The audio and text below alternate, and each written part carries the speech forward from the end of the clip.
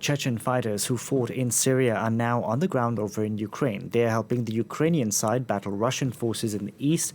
For more on this story, we can bring in France 24's Wassim Nasr. Wassim, great to see you. Abdul Hakim al-Shishani, who exactly is he?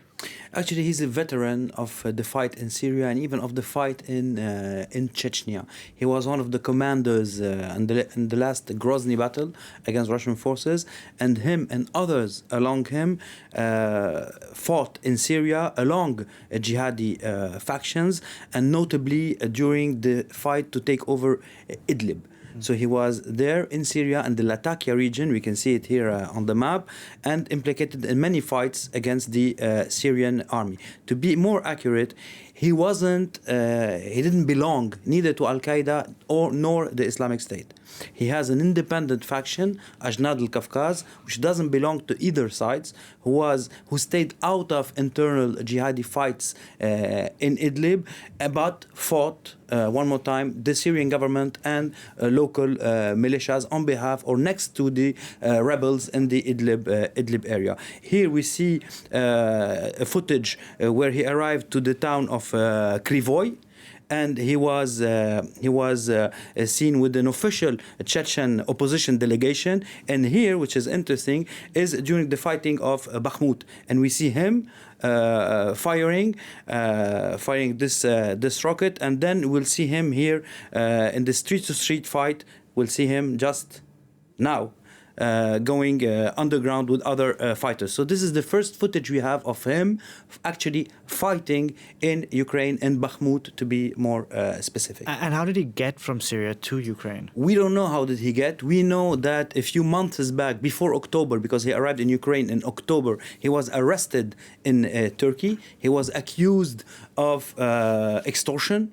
Then he said that the Turks said that he was innocent, and he was released. Here we see him next to the prime minister or the head of the Chechen government in exile when he arrived in Ukraine back in October on this footage. And here also images in the town of Krivoy a few days back in January.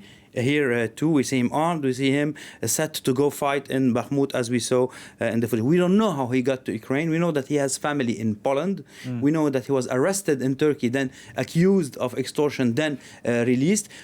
We can suspect that someone facilitated his arrival to Ukraine to be in the ranks of the Ukrainian opposition, fighting next to the Chechen opposition, fighting next to the Ukrainian government since back in 2014. And very briefly, what are the implications of his arrival in Ukraine? Well, actually, he was pushed to leave Syria. We should know this because HTS, the dominant faction in Idlib, is pushing foreign fighters to leave the area towards Turkey unless they are imprisoned. And we can imagine that he will be monitored very closely in Ukraine. We know that Ukraine, prior to February of last year, was very active in fighting Islamic State cells that even caused some threat to Russia.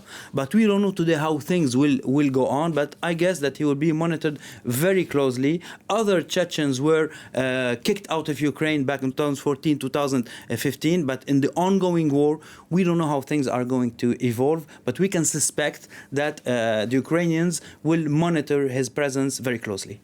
Thank you very much for that, Wassim Nasr. Thank you.